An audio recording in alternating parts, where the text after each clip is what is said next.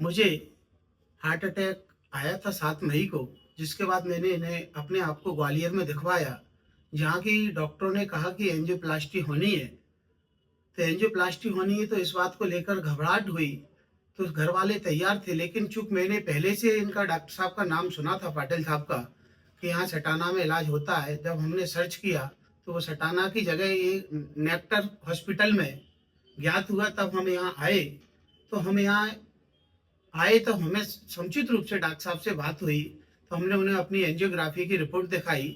जो नसें ब्लॉकेज बताई गई, उन ब्लॉकेज नसों के लिए इलाज हेतु हमें डोंडे गांव में रखा गया। और डोंडे गांव एक ऐसा स्थान जिसे कि हिल स्टेशन लोग ख्वाब में देखते हैं, वह स्टेशन देखने को मिला।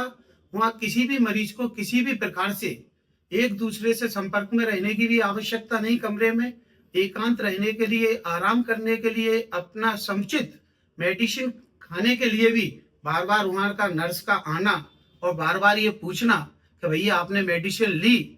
रात को सोने के पहले, चाहे 9:30 बजे हो, चाहे 9 बजे हो, डॉक्टर एक बार आपको पूछने आते हैं, बीपी चेक करने आते हैं, पल्स रेट नापते हैं और ये पूछते हैं कि यदि किसी भी प्रकार की कोई परेशानी हो तो तुरंत 100 नंबर, जो कि वहाँ का लोकल नंबर है, कंट्रोल रूम को आप लगाइएगा। उसी समय आपको हर समय, चाहे रात्रि का कितने भी बजे, वहाँ आपको डॉक्टर अवेलेबल होंगे।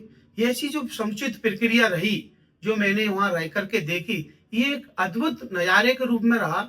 यदि जीवन भर यदि कहीं देखा जाए, तो ये एक ऐसा हिल स्टेशन के साथ-साथ यहाँ इलाज के लिए प्रॉपर बहुत शानदार व्यवस्था रही। इस शानदार व्यवस्था के दृष्टिगत मेरा इलाज समुचित रूप से हुआ। जो पहले जैसी परेशानी थी कि मुझे दर्द होता था, अब दर्द कहीं भी नहीं है, चलने फिरने में भी परेशानी नहीं है। और महत्वपूर्ण चीज ये है कि फिजिकल फिटनेस के लिए इस हॉस्पिटल के द्वारा जो वहाँ समुचित रूपों की व्यवस्था की गई है, योग मेडिटेशन, यानी कि प्रातः जगना, और जगना भी वो ऐसे नहीं कि बैल खटखटा के जगाते हैं, नहीं, वहाँ भजन संध्या के साथ जगाते हैं कि भजन गाते हुए जगिएगा, माइंड फ्रेश रखिएगा।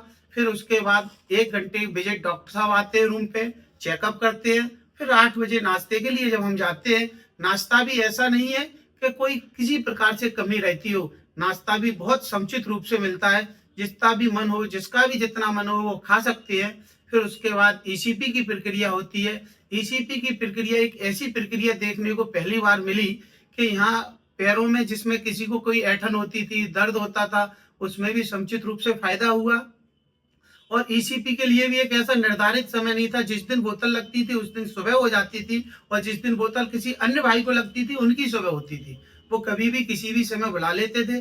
और भोजन बिल्कुल करेक्ट टाइम, जब सूर्य भगवान अपने सर के ऊपर होते हैं, भोजन पचाने में सहायक होते हैं, उसी समय 12 बजे भोजन देते हैं। और 12 बजे भोजन देने के बाद आराम कीजिएगा थोड़ी देर, दवाई खाने के लिए फिर पूछने आती है नर्स कि भैया आपने दवाई खाई क्या।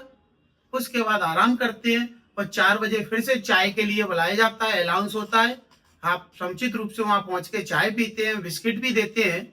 और फिर उसके बाद एक बार पुनः योग कराते हैं, और योग कराने के बाद फिर भोजन की प्रक्रिया। इस प्रकार जो समुचित प्रक्रिया वहां देखने को मिली, वो बहुत ही शानदार प्रक्रिया थी। और ऐसी प्रक्रिया यदि ये निरंतर चलती रही तो हजारों लोगों को ऐसा फायदा होगा जिसकी कोई कल्पना भी नहीं कर सकता। इसलिए मेरी प्रार्थना तो यही है कि डॉक्टर साहब पूरे सकुशल 100 साल के होकर के हम लोगों को जीवन पर्यंत इलाज देते रहे।